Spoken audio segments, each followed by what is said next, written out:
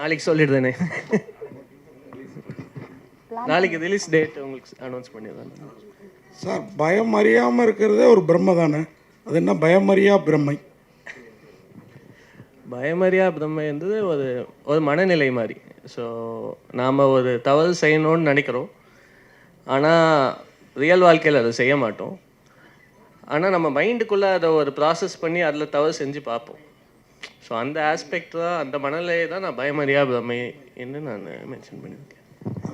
ஒரு கபாலி விஸ்வந்த், ஒரு கபாலி நடித்தார். கபாலி நீங்கள் ராகுல் கபாலினா அப்பா பேர் அந்த மாதிரி? அப்பா பேர் கபாலி.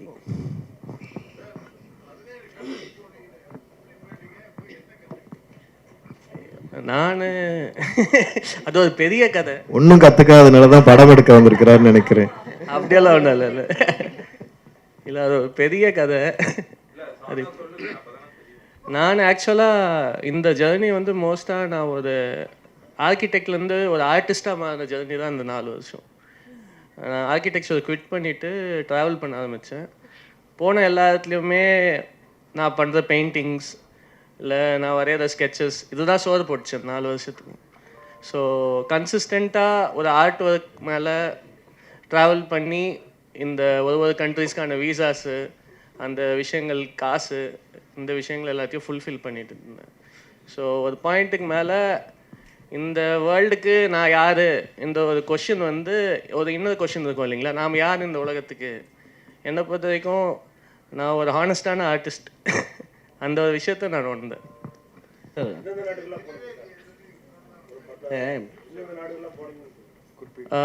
நான் வந்து பைக்கில் நான் ட்ராவல் பண்ணது வந்து இங்கேருந்து சவுத் ஆஃப் இந்தியாவிலேருந்து ஆரம்பித்து நேபாள் போனேன், பூட்டான் போனேன், அங்கேருந்து Myanmar, Thailand, Laos, Cambodia, Vietnam, மறுபடியும் கீழே வந்து மலேசியா, சிங்கப்பூர், மறுபடியும் மலேசியாவுக்கு வந்து ஷிப் பண்ணி இந்தோனேஷியாவுக்கு போனேன். மறுபடியும் இந்தோனேஷியாவில் அப்படியே பாலி வரைக்கும் போனேன். எனக்கு அங்கே ஒரு ஆக்சிடெண்ட் ஆயிருந்துச்சு. ஸோ அங்கே ஒரு ஆக்சிடெண்ட் ஆனதுனால என்னால் அதுக்கு மேலே பைக்கில் ட்ராவல் பண்ண முடியல. ஸோ அதுக்கப்புறமா அங்கேருந்து ஃப்ளைட் பிடிச்சிட்டு யூரோப் போயிருந்தேன். ஸோ யூரோப்பில் ஃபின்லாண்ட்லேருந்து ஸ்டார்ட் பண்ணி அப்படியே ஃபுல்லாக சென்ட்ரல் யூரோப் ஃபுல்லாக போயிருக்கேன் நான். குரு சார், ஆக்சுவலாக நீங்கள் ஜிகர் தண்டாவில் வந்து ரவுடிகளுக்கு அந்த நடிப்பு சொல்லி கொடுப்பீங்க, இதில் ரவுடியாகவே நடிச்சிருக்கீங்க, எப்படி ஃபீல் பண்ணுறீங்க? அதான் வேலை, இதில் என்ன பண்ணுறது? ரவுடியில் எப்பயுமே கத்தியும் இதுமா இருப்பாங்க, கெச்சு போட்டுன்னு பானுங்க. ஆமாம், இது நடிகர்கள் வந்து வெயிட்டிங் ஃபார் த ஸ்கிரிப்ட். அதான்.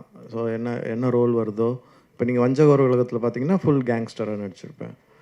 ஸோ எனக்கு வந்து ஒரு கேரக்டர் அது வந்து டெப்த்தாக இருக்குது, அதில் வந்து ஒரு சோல் இருக்குது அப்படின்னா நான் அதை பண்ணிவிடுவேன். ஸோ இது வந்து இப்போ பயமறியா பிரம்மைனா என்னன்னு சொல்கிறாங்களே, நம்மளால் ஒரு விஷயத்தை பண்ண முடியாது. சில விஷயங்களை ஒருத்தரை அடிக்கணும், ஒருத்தரை கொல்லணும் அப்படின்னு போய் பண்ண முடியாது. அது என்ன பயம் இருக்கும், ஆனால் அப்படி நினைக்க முடியும். ஸோ அதான் பயமறியா பிரம்மை. ஸோ ஒரு பேசிவ் ஆங்கர் இருக்குதுல்ல நம்ம மனசுக்குள்ளே, அடக்கப்பட்ட கோபங்கள்லாம் இருக்குதுல்ல, அதெல்லாம் வெளிப்படுத்துகிற மாதிரி இருக்கும் ஒவ்வொரு கேரக்டரும். அதில் ஒரு கேரக்டர் இந்த ஜேடியினுடைய இன்னொரு ஃபார்மாக ஒவ்வொருத்தரும் நடிச்சிருக்கிறோம். ஸோ அதில் நானும் பண்ணியிருக்கிறேன். டேரக்டர் ஆக்சுவலாக அவர் சொல்லும் போது ஜேடியோடைய மாமா தான் ரவுடியாக இருந்தார் அப்படின்னு சொன்னார். ஸோ அவருடைய ஸ்டோரியை தான் நீங்கள் எடுத்திருக்கீங்களா? எங்கள் மாமா ரவுடியில் அவங்க அவங்க அதுதான் எஃப்ஐஆர்லாம் போட்டு ஆக்சுவலாக அந்த ஸ்டோரியை சொல்லி அதை எடுத்தீங்களா, இல்லை நீங்களா கிரியேட் பண்ணீங்களா? இல்லை இல்லை இல்லை, இது நாமளாக கிரியேட் பண்ண ஒரு கேரக்டர் தான். சார் சொல்கிறப்ப, குரு சார் சொல்கிறப்ப, யாரும் நம்ம மனசுக்குள்ளார நம்ம நினைக்கிறது, இப்போ ஒருத்தங்க நமக்கு ரொம்ப விரோதியாக இருக்காங்கன்னா அவங்கள தீர்த்து கட்டணும் அப்படின்னு நினைப்போம். ஆனால் தீர்த்து கட்ட முடியாதுல, சட்டம் இதெல்லாம் இது இருக்குல்ல. அப்படிங்கிறப்போ அப்போ நமக்குள்ளார இருக்கிற கேரக்டருங்க தான் இல்லையா? ஆமாம், ஆமாம், நம்மளுக்குள்ளே இருக்கிற அந்த தாட்ஸ் தான். அப்போ எல்லாரோட மனசோட ஈஸியாக ஒட்டி உறவாடும், ஆழ் மனசோட. அந்த மாதிரி நிறைய சீக்வன்சஸ் இருக்கும். அதாவது 2-3 சீக்வன்ஸாவது ஒருத்தவங்களோட கண்டிப்பாக கனெக்ட் ஆகும். இது இவருடைய கொஸ்டின் தான், ஆனால் நான் கேட்குறேன் இந்த வாட்டி. இல்லை, எப்பவுமே கேங்ஸ்டர்ஸு இந்த ரவுடி அப்படின்னாவே ஒரு டான்ஸு, ஒரு மாடல் அந்த மாதிரி உள்ளே இருக்கும் ஐட்டம் சாங் ஏதாவது. உங்களில் என்ன ரொம்ப சைலண்ட்டாகவே இருந்தது? படத்தில் பாட்டே இல்லைங்க.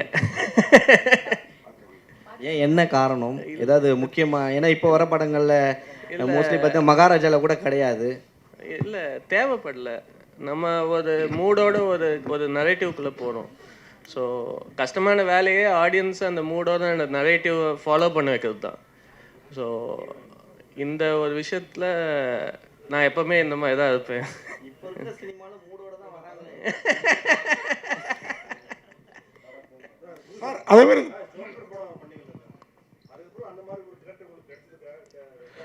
இல்லை, ஒரே மாதிரி படம் பண்ண முடியாது ஆக்சுவலாக. எனக்கு வந்து இப்போ அது மாதிரி பண்ணணும்னு விருப்பம் இருக்குது.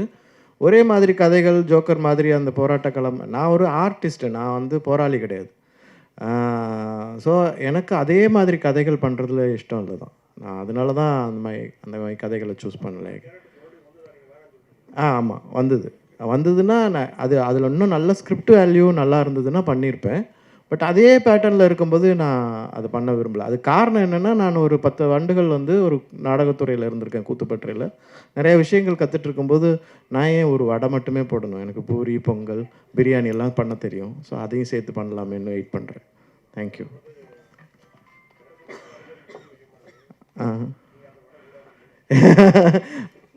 Okay, thank you. Sir director sir, அதே மாதிரி இந்த ஜாக்கு அவரை விட அவரோட கார் இந்த பிங்க் கலர் ஒரு ஃபியட்டில் சுற்றிட்டு இருப்பார். நீங்கள் தானே அது பிங்க் கலர் ஃபியட் இல்லையா? அதை விடுங்க. அப்படின்னா இந்த படத்தில் ஒரு கார் வருதுல்ல, நீங்களும் நிறைய ட்ராவல் பண்ணதாக சொன்னீங்க. அந்த கார் என்ன காரு? அதுவும் ஒரு கேரக்டரா படத்தில்? அந்த கார் ஆக்சுவலாக ஒரு கேரக்டர்னே சொல்லலாம் படத்தில். எல்லா கேரக்டரோட ட்ராவல் ஆகும் அந்த கார். Contest sir. இல்லை, வினோத்ஜி வந்து எல்லா படங்கள்லையும் வந்து ஏதாவது ஒரு பயங்கரமான ஒரு ட்விஸ்ட்டில் வந்து கற்பழிக்கிற மாதிரி, அப்யூஸ் பண்ணுற மாதிரிலாம் பண்ணுவார் வேறு லெவலில். பட் இந்த படத்தில் வந்து வேறு மாதிரி டைரியை புரட்டி ஒரு பத்திரிக்கையாளர் மாதிரி உட்கார வச்சுருக்கீங்களே, என்ன காரணம்? அவர் இந்த படத்தில் ஒரு ரைட்டர் தான். அது நீங்கள் தான் சொல்லணும். சார், இது கமர்ஷியல் படமா ஆர்ட் படமா? கமர்ஷியலாக ஆர்ட் கலந்து படமா? இல்லை, அது இது பாமர மக்களுக்கு போய் சேரும். பாமர மக்கள் போய் பார்த்தாங்கன்னா அவங்களுக்கு கண்டிப்பாக ஒரு இன்ட்ரெஸ்டிங்கான ஒரு அனுபவத்தை கொடுக்கும். ஸோ நாம் இப்போவே பிரிக்க ஆரம்பிச்சிட்டோன்னா இது பெயிண்டிங் மாரி இருக்குது, அதனால் கீழே வரையும் போய் சேருமாங்க. ஏன் பெயிண்டிங்கை பாமர மக்கள் பார்க்க மாட்டாங்கன்னு நினைக்கிறீங்களா நீங்கள்? ரசிகர்கள் இருக்காங்க, அதுக்குன்னு ஒரு ஜேர்னல். இப்போல்லாம் பாமர மக்கள்லாம் இல்லைங்க. இல்லை, பாமர மக்களுக்கு எல்லா அறிவு. பாமர மக்கள்னா அவங்களுக்கு எதுவுமே தெரியாதுங்கிற உணர்வை நம்ம அதுலேருந்து மாற்றிக்கலாம். சொல்லலை, அவங்க ரசிச்சு கமர்ஷியல்னா பார்ப்பாங்க. அது மாறிட்டு இருக்குது. தான் சொல்றேன். இல்லை, அது மாறிட்டு இருக்குது. அதுக்கு நாமளும் கொஞ்சம் ஒத்துழைப்பு செய்யணும். இந்த மாதிரி படங்களை வந்து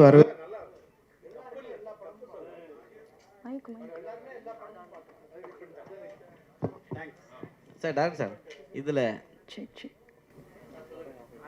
இதில் வந்து பிரம்மையில் இம்ம மொட்டை தலைக்கீழாக போட்டிருக்கீங்க. அதுவே பிரம்மையா இல்லை இது காரணம் இருக்கா?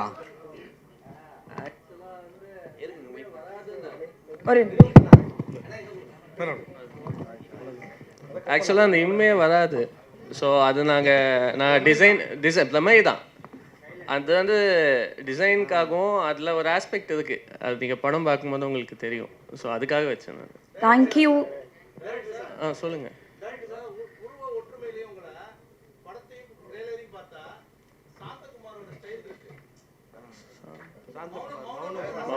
மௌனகுரு.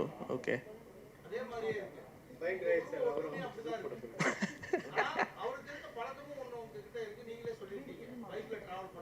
ஆமாம். இல்லை, மீட் பண்ணதில்லை நான்.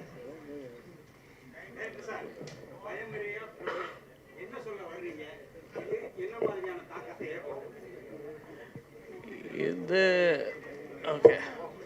நாம் வந்து இது வந்து ஒரு தீசிஸ் மாதிரி ஒரு பர்டிகுலர் சப்ஜெக்ட், ஒரு ஐடியாவை தான் டிஸ்கஸ் பண்ணியிருப்போம் படம் ஃபுல்லாகவே. எது கரெக்டு, எது தவறு, இந்த ஒரு ஆஸ்பெக்ட் ஒன்று இருக்கும். அந்த ஒரு ஆஸ்பெக்ட்குள்ளே போகிற ஒரு கான்வர்சேஷன் தான் இந்த ஒரு படம்.